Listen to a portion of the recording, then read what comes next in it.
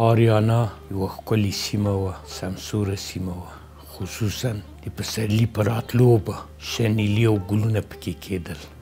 یما پاچا د خپل ښار لپاره یو لوی ښار جوړ کړی و په بلخ کې، چې د دې ښار لوړ لوړ دیوالونه وو او د دې دیوالونو له پاسه یې د هېواد بیرغ ځړولی و، چې د همدې اساس په تاریخ کې بلخ ته د لوړو هېوادونو د لوړو بیرغونو ښار وایي. او همداراز بلخ د ام البلاد په نامه یاد شوی، یعنی د ښارونو مور. د دې نه ښکاري چې بلخ د دنیا لومړنی ښار دی چې جوړ شوی او بیا په نوره دنیا کې مدنیتونه راغلي.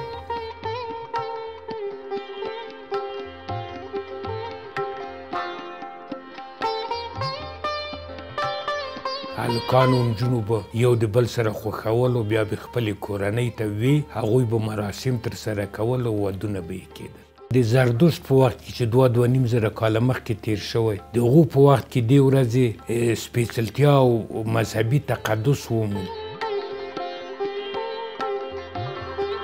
د زردشت لخوا او د زردشت پیروانو لخوا به د اختر په توګه لمانځل کېدله. البته زردشت چې دا ورځ لمانځله هغه په عمومي جریان کې راغلی و، یعنی د ده نه مخکې دا ورځ جوړه وه او د ده په وخت کې هم لمانځل کېدله، او کوم عبادت یې پکې کړی وي هغه اوس خلک نه کوي. حتی د دې لپاره چې دا ورځ بنده نشي هغو ته اسلامي رنګ هم ورکړی دی. مثلا په بلخ کې یا په مزار شریف کې د حضرت علي په نامه یو زیارت جوړ شوی دی. نو په دې اساس د اسلام سره چې ټکر ونه لري هغه هیڅ کار هم ناروا نه دی.